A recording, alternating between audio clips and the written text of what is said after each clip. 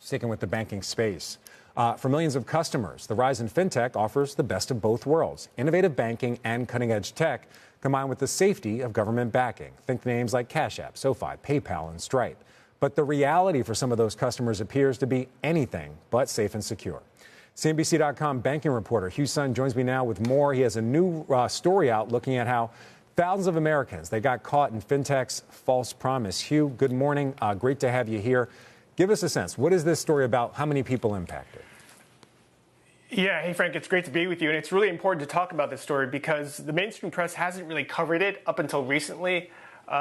Effectively 100,000 Americans who've been customers of fintech apps with names like Yada, Juno, and Copper, have been locked out of their main banking accounts for 2 months, really since early May. And that's because of, and we don't have to get too deep into this, but there's a financial sort of middleman called Synapse that basically blew up. It went into bankruptcy in early May, in April-May timeframe, and as a result, they shut down some of the systems that connected a lot of these fintech apps with the partner banks that actually help them offer things like checking accounts and debit cards. And as a result, you've just had people really suffering for the past 2 months, suffering mostly in silence because they haven't been able to do things like pay their bills, pay their mortgages, and they've been forced to borrow money from friends and family to essentially live.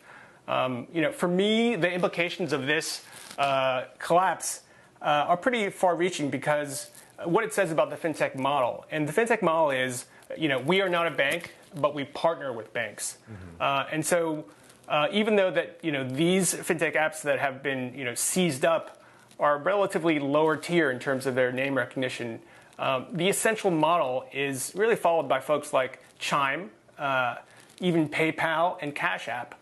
They are not banks, but they partner with banks. And so the potential implications of this are pretty large.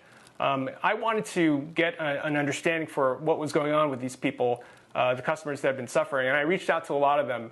And they come from all different walks of life. Some of them are business owners with almost $250K frozen. Some of them, just have a few $1,000s frozen. But the commonality is, they all thought that the FDIC backing was going to give them protections. And it's proven to be anything but the case.